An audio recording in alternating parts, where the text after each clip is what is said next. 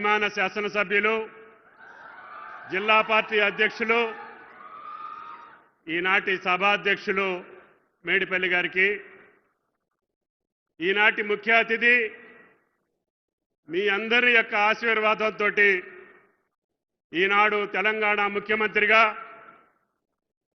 ఈ రాష్ట్రంలో అనేక సంక్షేమ అభివృద్ధి కార్యక్రమాలకి మూలమైనటువంటి వ్యక్తి ముఖ్యమంత్రి గారికి, అదేవిధంగా జిల్లాలో సుదీర్ఘకాలం కాంగ్రెస్ పార్టీకి ప్రభుత్వంలో అనేక సంవత్సరాలుగా సేవలు అందిస్తూ మీ అభిమానాన్ని పొందినటువంటి మంత్రివర్యులు శ్రీధర్ బాబు గారికి, పొన్నం గారికి, అడ్లూరి గారికి, అదేవిధంగా వేదిక మీద ఉన్నటువంటి కరీంనగర్ జిల్లా ప్రజల యొక్క ఆశీర్వాదంతో ఈనాడు శాసనసభలో అదేవిధంగా వివిధ ప్రభుత్వ హోదాల్లో ఉన్నటువంటి పార్టీ పెద్దలందరికీ ఈరోజు ఈ కార్యక్రమానికి ఇచ్చినటువంటి వేలాది మంది చొప్పదండి అదేవిధంగా కార్పొరేషన్ నుంచి వచ్చినటువంటి మిత్రులందరికీ ధన్యవాదాలు తెలియజేస్తా.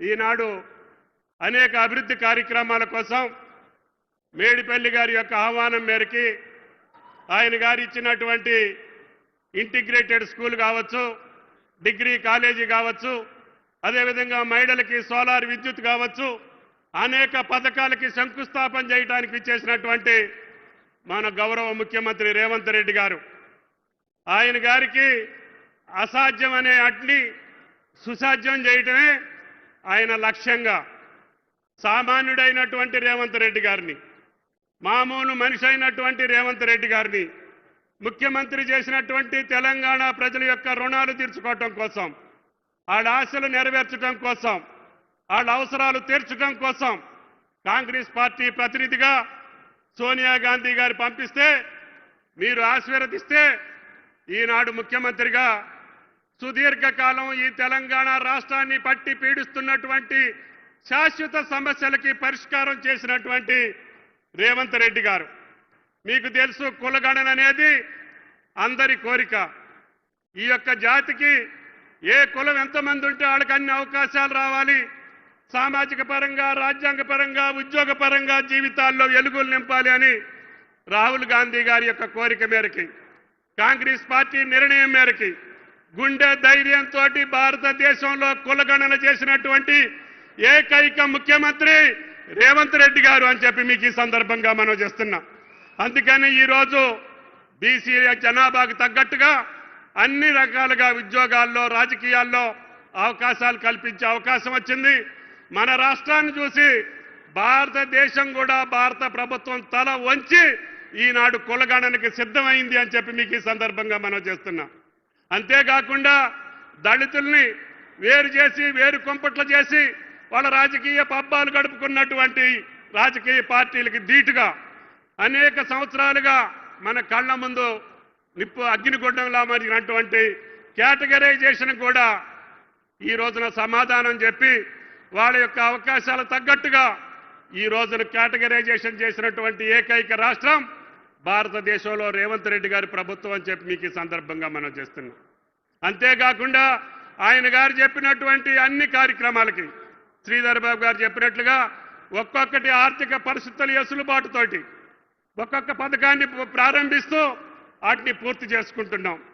ఇందాక చెప్పారు మహాలక్ష్మి, మహిళామ తల్లులందరూ కూడా ఉచిత బస్సులో ప్రయాణం చేస్తున్నారు అంటే ఈ రోజుకి 279 కోట్ల సారి మహిళలు ఉచిత బస్సులో ప్రయాణం చేశారు.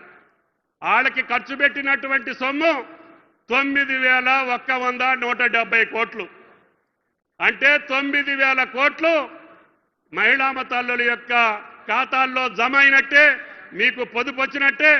ఏ ప్రభుత్వం కూడా భారతదేశంలో సంవత్సరన్నర కాలంలో మహిళామ తల్లులకి ఉచిత ప్రయాణం కోసం 9,000 కోట్ల పైసలకు ఖర్చు పెట్టినటువంటి ఏకైక ప్రభుత్వం తెలంగాణ ప్రభుత్వం, రేవంత్ రెడ్డి గారి ప్రభుత్వం అని చెప్పి మీకు ఈ సందర్భంగా మనం చేస్తున్నాం. అంతేకాకుండా విద్యుత్ శక్తి ఇస్తామని చెప్పాం. రైతులకే కాకుండా పట్టణంలో ఉన్నటువంటి నిరుపేదలకి 52 లక్షల పైచిలకు కుటుంబాలకి ఉచిత విద్యుత్ ఇస్తున్నాం. దానికి ఈ రోజుకి సుమారు 3,000 కోట్ల పైచిలకు ఈ రోజున మీ ఖాతాల్లో జమ చేశాం. అంటే మీరు కట్టాల్సినటువంటి సొమ్ముని రేవంత్ రెడ్డి గారి ప్రభుత్వమే కరెంటు బిల్లులు కట్టి సుమారు 3,700 కోట్లు కరెంటు బిల్లులకి ఖర్చు పెట్టామని చెప్పి కూడా మీకు ఈ సందర్భంగా మనవి చేస్తున్నాం.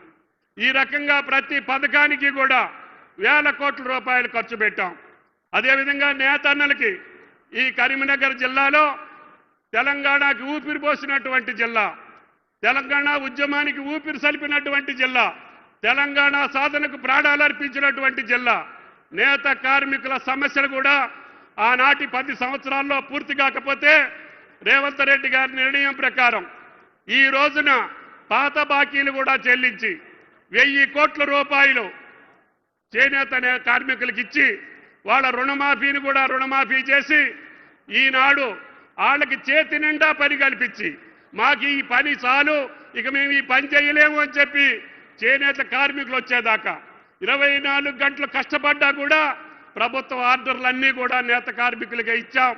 దానికి సిరిసిల్లాయే కాదు, కరీంనగరే కాదు, తెలంగాణలో ఉన్నటువంటి ప్రతి నేత కార్మికుడికి యొక్క రుణం తీర్చుకున్నటువంటి ప్రభుత్వం రేవంత్ రెడ్డి గారి ప్రభుత్వం అని చెప్పి మీకు ఈ సందర్భంగా మనం చేస్తున్నాం.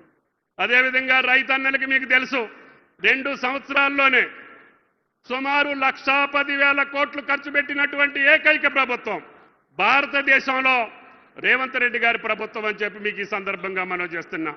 మీరు పంట పండించడానికి 50,000 కోట్లు, పంట కొనటానికి 50,000 కోట్లు, ఉచిత విద్యుత్ కాకుండానే అనేకమైనటువంటి పథకాల కోసం 1,10,000 కోట్లు 2 సంవత్సరాల్లో ఖర్చు పెట్టినటువంటి ప్రభుత్వం రేవంత్ రెడ్డి గారి ప్రభుత్వం అని చెప్పి మీకు ఈ సందర్భంగా మనం చేస్తున్నాం. గతంలో మీరు చూశారు, ఏప్రిల్లో మేలో రైతు బంద్ వేసేవాళ్ళు. మేము నారు పోసే ముందు వేస్తున్నాం, నాట్లు వేసేటప్పుడు వేస్తా ఉంటే వాళ్ళ కడుపు మండుతా ఉంది.